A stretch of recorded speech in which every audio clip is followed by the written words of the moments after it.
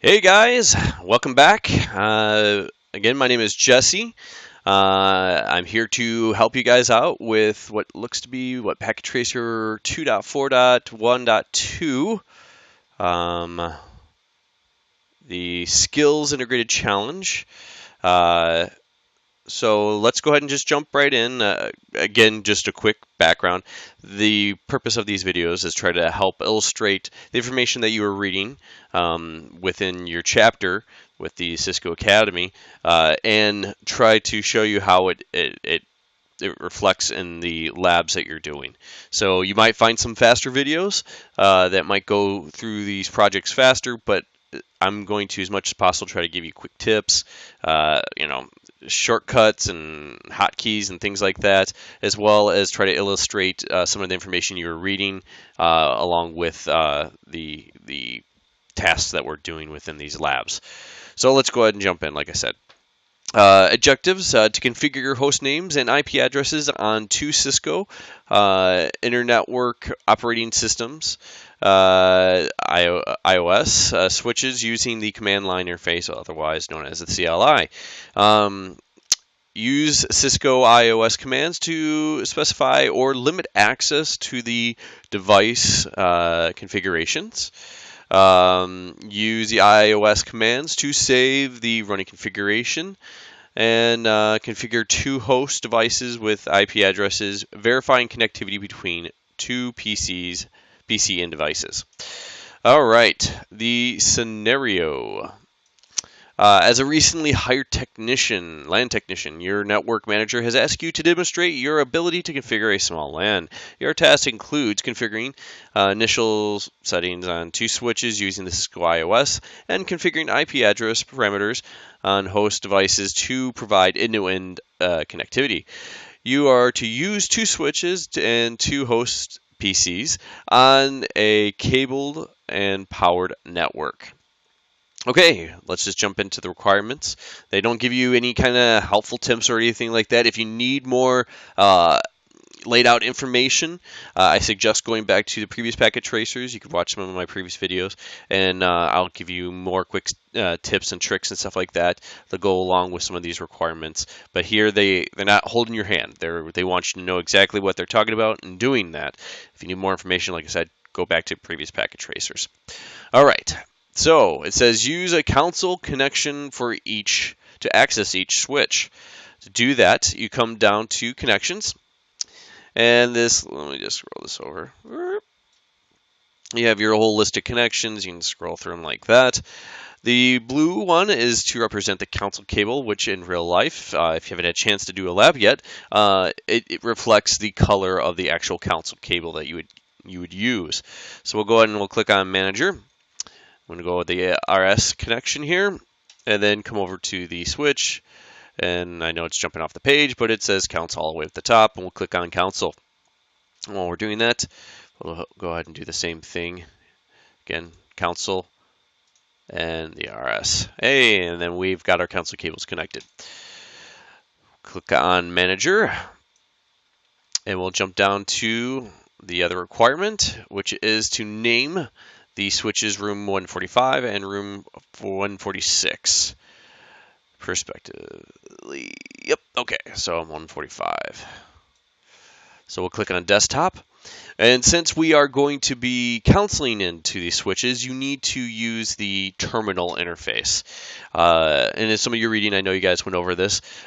Make sure, again, for the most part, Packet Tracer will never ever change these settings for you, but you need to know what these settings are, especially for your ICND1 or CCNT, as well as your CCNA. You need to know that your baud rate, which is your bits, will be at 9600, your data bits at 8, parity at none, stop bits at 1, and then flow control at none. You will need to know that. There will be a test question somewhere that'll ask you that, so make sure to kind of file that in the back of your head. Click OK, and we're into the terminal. Voila, into user mode. Let's jump into privilege mode by, again, typing enable. Jump into global configuration, again, conf t or config terminal, and it'll get you there. Host name is the command, and room 145. Okay. And the next parameter is that they want us to go ahead and do secure all our line interfaces as well as the secret password, which again, secret will be the encrypted version. So enable, we'll do that first. Enable secret, and the password is 6, capital E, capital B, capital U, P.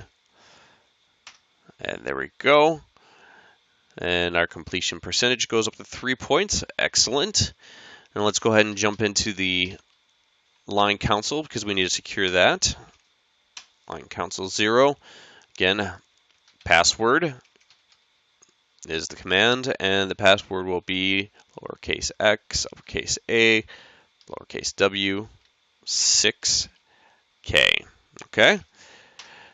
All right, now that we've entered in the password command, we also want to make sure, again, once again, to type the login word to make sure that the password screen prompts you when you go to sign into one of the console ports or VTY lines. So there we go. Exit back out, or within line console if you were, say, in it still. So like, let's pop back into line console. You can also just jump right into your VTY lines by typing line VTY 0 through 15 because we want to get them all. And now we're into the VTY configuration, line configuration mode. So we'll go ahead and enter the password, and I'm going to go ahead and just use the arrow up keys to arrow up to where that command was, since we're using the same command for the VTY lines as we are in console. So there we go, and then we'll arrow up and do login, boom, and then exit back down to global configuration mode. Our next step is to go ahead and encrypt all clear text passwords. Again, we're going to type do show. And if you were in privilege mode, you could type show run, but since we're in global configuration, we're going to do show run to say our running configuration. We don't have to worry about the secret password because that one's already encrypted, but if you pop down to your line inputs, you can still see the password. So we're going to go ahead and use the service password encryption command to go ahead and encrypt those. And if we go back into the running configuration, boom, they are encrypted now. All right, next command is set up a banner, message day banner that says warning in it. So banner, message of the day, and I'll use my special character and just type in warning. Stay out. Oh, special character. There we go. All right. Next, configure addresses for all devices according to the address table. Save configuration. Verify all devices. Okay, let's go ahead. Let's see. So we have a VLAN, a virtual interface, or virtual LAN, that is, for VLAN 1. So let's go ahead and pop into that interface for VLAN 1. We're going to give it an IP address of 128.107.20.10, and it is a /24 inch CIDR, which again you'll learn a little bit more about as you continue on in the semester, what CIDR is and what it means. And again, you popped into VLAN 1. You need to bring VLAN 1 up by typing the no shut command or no shutdown.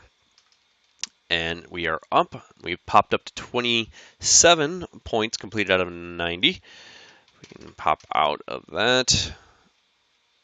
And actually, we'll just Control C back down to privilege mode, because I believe other than verifying connectivity, we need just to save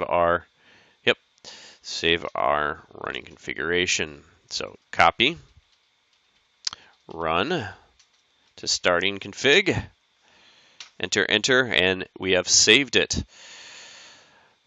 Okay, so we can go ahead and exit out of here.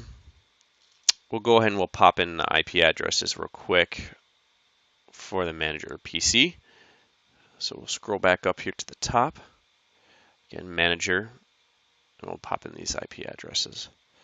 Again, we're doing a static IP address, but 128.107.20.25, all right, because we're doing the manager's computer right there. And this is going to be /24. And since we're only doing layer 2, we're not doing layer 3, once again, we don't have to enter in the default gateway. If we're doing routing, where we actually had to route IP addresses, we would go ahead and put a router in there, and we'd have to make sure that we put the default gateway in. But since we're only doing switches, we don't have to put in that. We're only having to worry about routing MAC addresses, or not even routing, just moving along the MAC address through the switch. So let's go ahead and come over to reception and click on the desktop tab. Again, we're terminaling in. Click OK.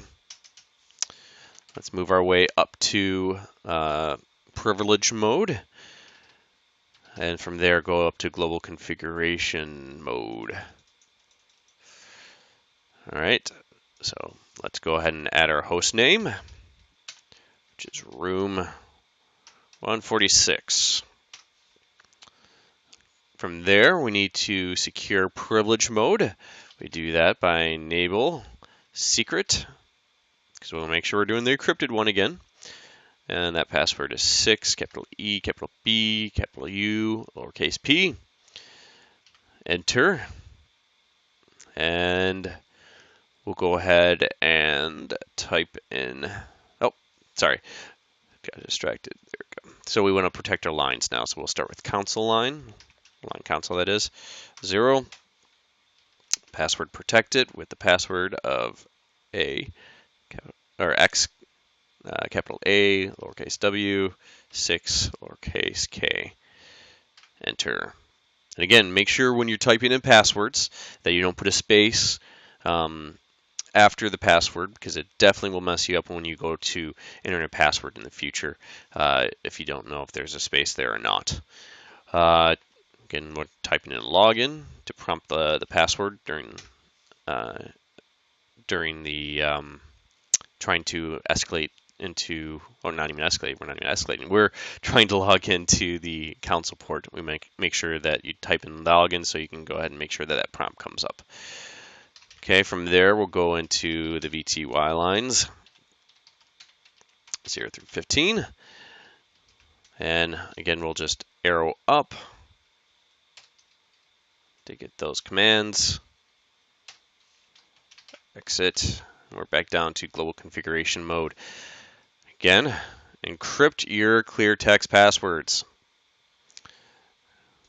Because if we do take a quick look at our running configuration, what do you know? It's still in clear text. So we'll encrypt it with the service password encryption command, and that does that. From there, next point is go ahead up and set up a message of the day banner. So banner, message of the day, special character, warning,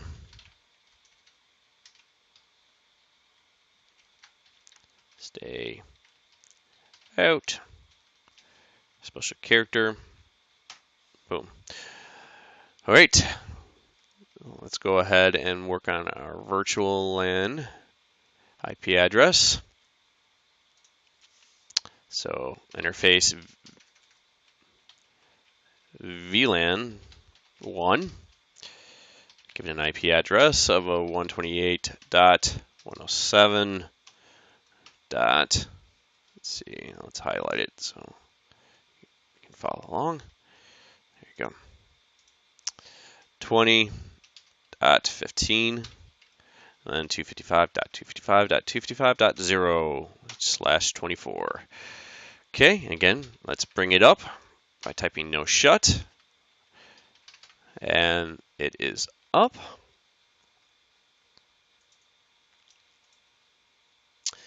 All right, let's save our configurations.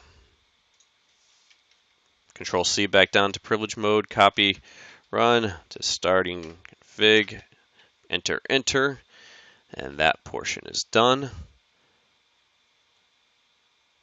And from there, we'll just exit out of that and jump right into the IP configuration on the PC for reception.